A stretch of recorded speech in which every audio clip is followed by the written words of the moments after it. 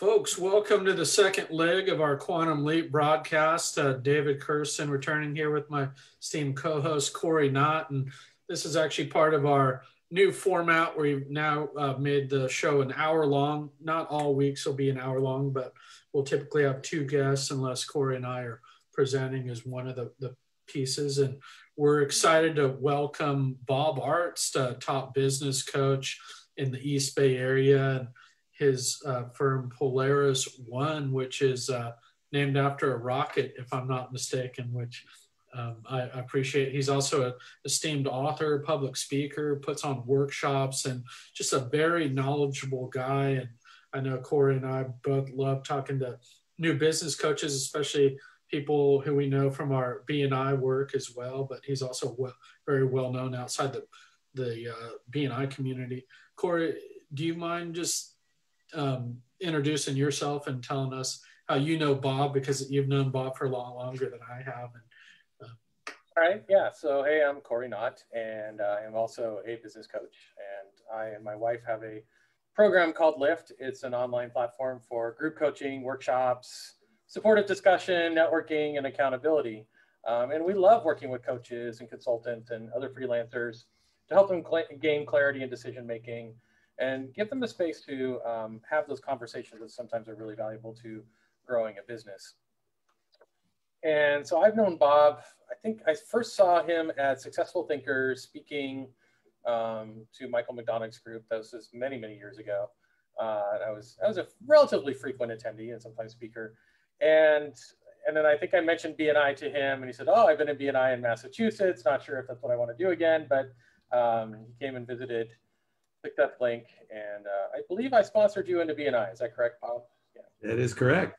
Yeah, and you know, I'm a big believer in abundance. You know, we are both business coaches, and I brought him into a chapter that you know, I was director for because I believed he'd be a good fit, and he has been a great, not only a great member, but just a great influence in the community. And also, I recruited him as a director in B&I. So, and he's been a great director and very helpful in that regard too. So.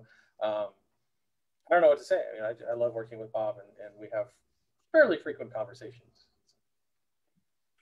Great. And I know we do know each other from B&I, but I also think, you know, something that I've learned too is to really make B&I successful. It means networking outside of B&I. So I think one of the most exciting things is how we use B&I to build a bigger network. And I know Bob's done that well too. He's actually on the board of the Alameda Chamber of Commerce, and he's probably involved in a number of other groups that I don't even know about.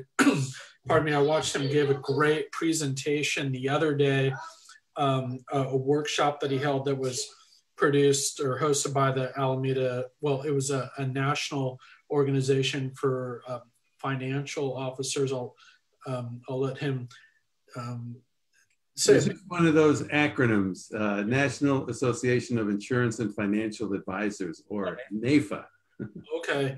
And he gave this great presentation, which if you haven't attended one of his workshops, I suggest looking out for it, because you really kind of in a nutshell encapsulated like all the things that we should do to kind of, you know, we call it generate a quantum leap for your business on this show, or, you know, take it to the next level, or, you know, essentially get lift off in your business. And I really, you know, I actually said, I told you after you presented that you did it better than I thought Jack Canfield, because I've watched one of his presentations and I actually thought yours in a nutshell was better than that. And not to take anything away from Jack, but, you know, that was just the way I saw it. So with that, we're going to, if Cory wanted to do a quick check-in, we can do that after Bob's talk too, or we want to start sharing some more anecdotes on the show. But Bob actually wanted to talk about some of the things he's learned in his 20 plus years of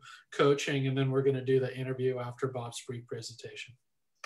Yeah, excellent. Well, thank you guys, Cory and David. Appreciate the opportunity to be here. And Cory, just to follow up, we moved here just 6 years ago. I discovered Successful Thinkers on my first or second hour being on the island, attended, we met, and the rest is history. So Thank you very much. I appreciate that. You got me into our local to B&I.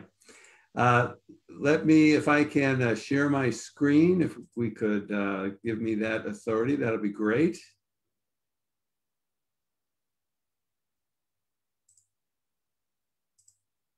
You should be good to go. And there we are. Okay. And here we go. So, you know, the last 12 months or so have been very, very challenging for lots of people. It gave me time to reflect on a number of things. And even though there were many more than 7 lessons that I've learned over my 18, now going on 19 years of coaching, I wanted to boil it down to just a few. And so I'd like to share that with you. The first idea was live with intention. On the right-hand side of the screen, you see a replica of the moon lander. And of course, in 1962, Kennedy made that speech about sending a man to the moon and returning him safely again before the end of the decade. We beat that time frame. But when Kennedy made that announcement, we had less than 15 minutes of experience in space. I know this because when I was living in the Washington, D.C. area, I was a docent at the National Air and Space Museum. And this was one of my most favorite exhibits to show off to people. If we would have had one more mission to the moon, this artifact would have been on the rocket to the moon. So live with intention. Tied into that is goal clarity. Without crystal clear goals, you become subject to distractions. Those distractions lead to a loss of focus. And it's actually that loss of focus that prevents you from achieving not only what it is you want to achieve, but also within the time frame that you'd like to achieve it. Embrace and discover your passions. You know, so many times I hear people really used to love doing X, Y, or Z, and they don't have time for it anymore, or they just, for other reasons, have stopped pursuing it. I'd encourage you to look into getting back to that. And then living with intention, there's this little mechanism in our brain. It's called a goal-seeking mechanism, or GSM. As soon as you have a thought of what you would like to have or not have, this goal-seeking mechanism is working to bring it about. More about that a little bit later. Goal-seeking mechanism. Second lesson, do the hard things. Don't run from challenges.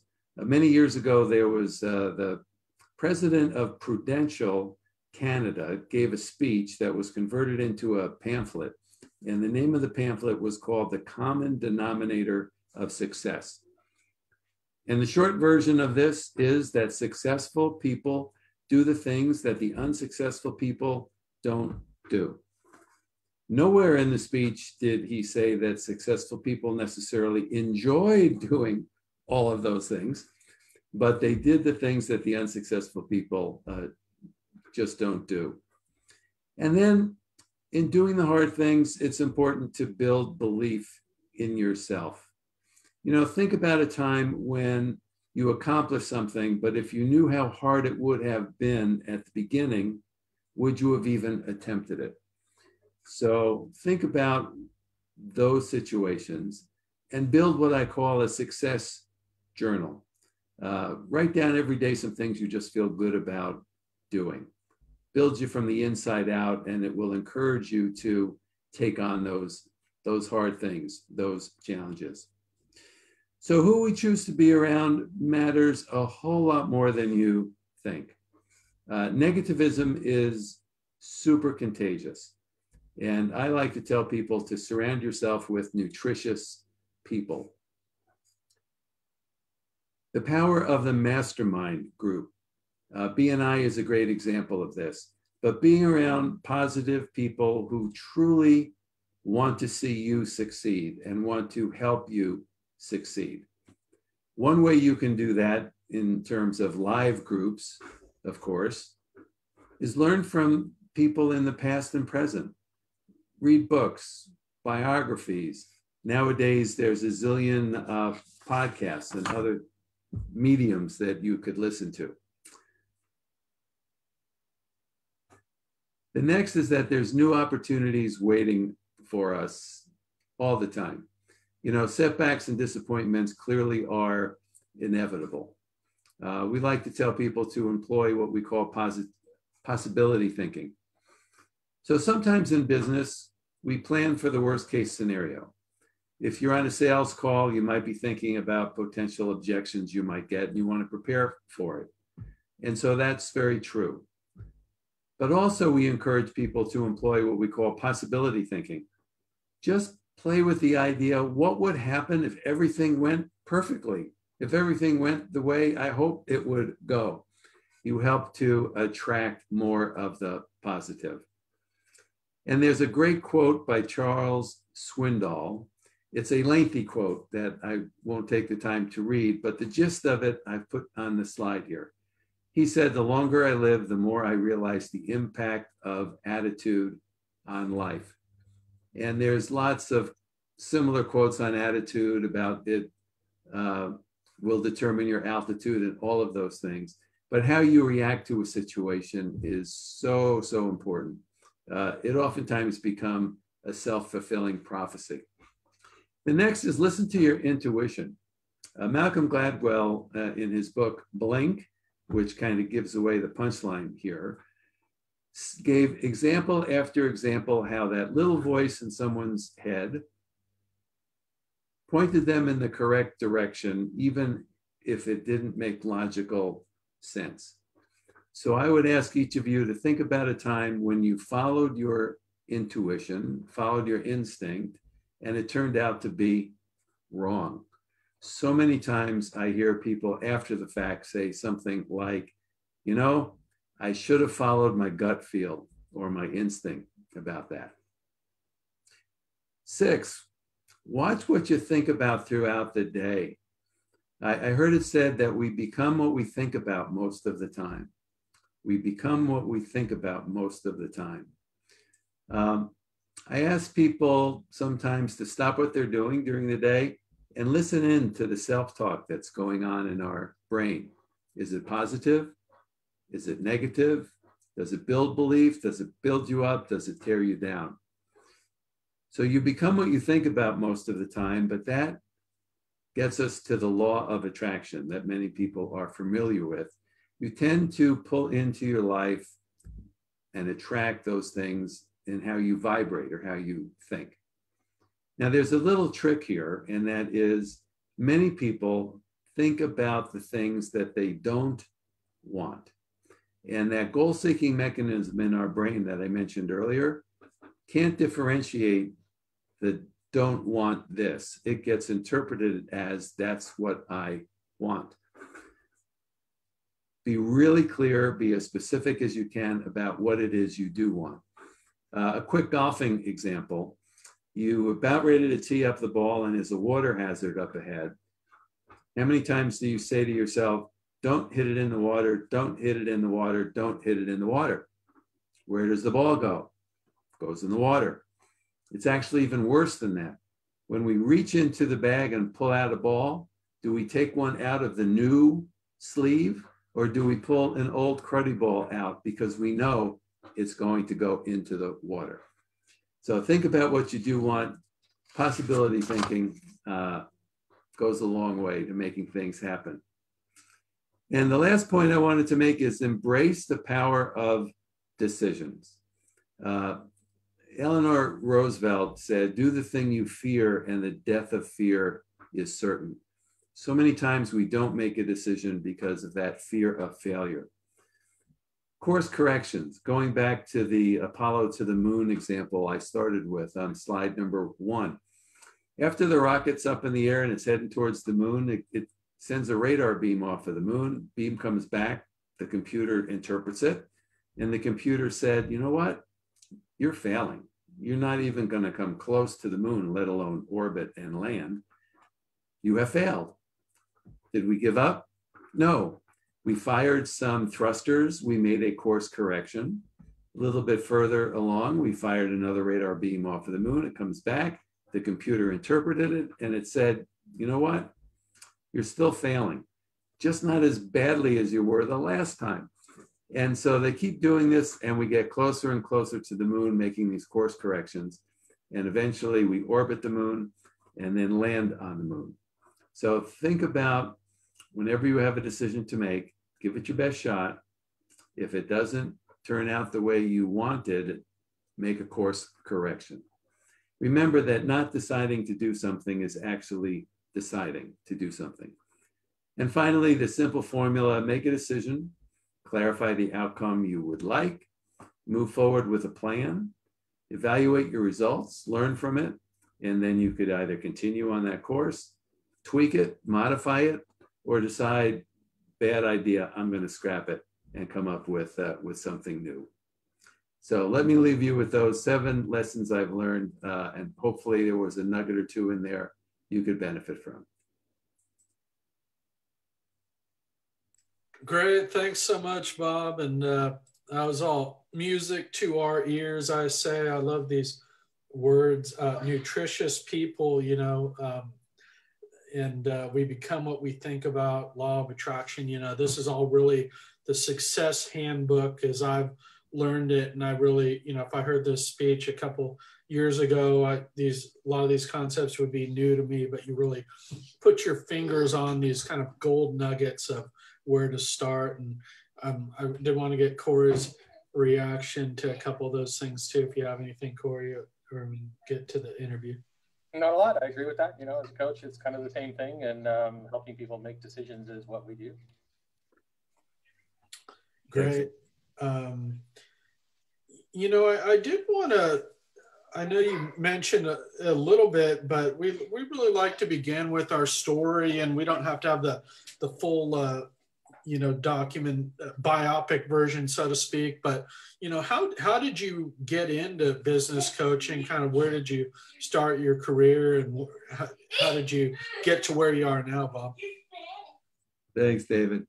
So I got my start in insurance sales back in Connecticut, and I did pretty well at it. I was the agent of the year for my office. And after a few years, I wanted to get involved in management. I did that with a different company, and I had a unit of producers, and we doubled their production in about 18 months. And that got the home office's attention. So they invited me into corporate to create a sales training program and roll it out across the country. That went well. And so I headed up training and development departments for several companies. Was a regional vice president. Half of the offices reported to me at one time. But all of the folks, the sales folks, ended up in my office many times. And I just enjoyed working with them. In my role as regional vice president, I had the opportunity to travel around the country and visit all of our sales offices. Some were really terrific and some not so terrific. So I learned best practices, and I've also learned worst practices and some different strategies to help out. I worked for a nonprofit for a while in an educational capacity. I was acting CEO for a while for 2 different organizations. And so the last straw, so to speak, of my corporate life required me to commute every weekend between Washington, D.C. and Philadelphia. And after 18 months of traffic jams on Friday night, I said, life's too short, and decided to get into coaching. And I've leveraged my past experience and been doing this now for the last 18, now going on 19 years. Great. Well, it's always interesting to hear about your story, because, you know, we're the sum of our experiences, and it's interesting that you do have that corporate background to your coaching. And I know Cory has, you know, kind of a rare example of a business coach that has more of a small business background. So that kind of helps me understand that really you have a real sales centric focus on some of your knowledge. You know, you wrote a book on sales, and we're going to get to that in a second, but I just wanted to hear from you about what makes you unique as a business coach out there, apart from, I know your experience goes into that, but how do you see yourself as unique out there in the business coach landscape? Yes, thanks, Dave. So I do think it is the sum of my experiences, from an individual contributor to a corporate leader, a community involved volunteer. It's not just philosophy. I mean, I've met some folks that have read a lot and they're very knowledgeable, but haven't experienced things. And so, especially when I'm working with folks in a sales capacity, a business growth capacity, having been there, having personally experienced the ups and the downs and figuring out for myself and others how to fix it, has led me there. And so having that depth of knowledge and the experience of meeting with so many businesses, both good and bad and everything in between, I've not, I don't want to say I've seen it all, but I've seen a lot. And I think I could bring that to the table. Yeah, and I know my business coach always uses the example of you could have two insurance offices, you know, one is performing at the top in the country, the other, you know, not so much. Well, what are those, what's the difference in those two offices? And I know that that's something you have first-hand experience evaluating, and it really comes down to some of those key tips that you talked about. So I think it's just a fascinating study that really gets to the heart of, you know, of success or being unsuccessful. And so thanks so much for sharing that. And it kind of helps me understand where you come from. I did want to turn it over to Cory. Sometimes I kind of pigeonhole folks badly on the coaching aspect. And, you know, I value both of you guys as business coaches because of, you know, your background, and you also work with small businesses, both work with small businesses, but you come from very different backgrounds as well. So you know, Cory is, you know, has a very unique platform that helps, is kind of a self-guided too, because I know the cost of kind of one-on-one customized coaching can be too much for small businesses kind of just getting started, so to speak. So I don't know if you do have any suggestions for if people can't afford, you know, the full, you know, package, if there's a way to get coaching that's more affordable for small business, so to speak. Well, one thing I might do is read Bob's book on sales. It's always good to read books on sales. I think, you know, just anything that you can learn, because all of us approach sales differently, view it differently, and, you know, learning from others, it just really helps, right? Each perspective sometimes lends itself to different sales tactics as well, right? Sometimes, you know, some things are just easy, people fall in your lap, and some people take a lot of different strategies to get them to say yes. So, you know, Bob does have a book on sales, right? Could you tell us a little bit about that? And did you already share a screen, David, on that one? Yeah, so you're welcome to share if he wants to bring up the book, just to maybe look at the table of contents, or if it's up to you, Bob. Well, I just have a picture of the cover. Let me get to it. So it's what every great salesperson knows, no nonsense guide for sales success. So we pulled together a like an R&D team. That's the genesis of the book. Many companies want to profile their top salespeople and develop a profile, so when they recruit into their company, they're looking for that same profile of the successful people.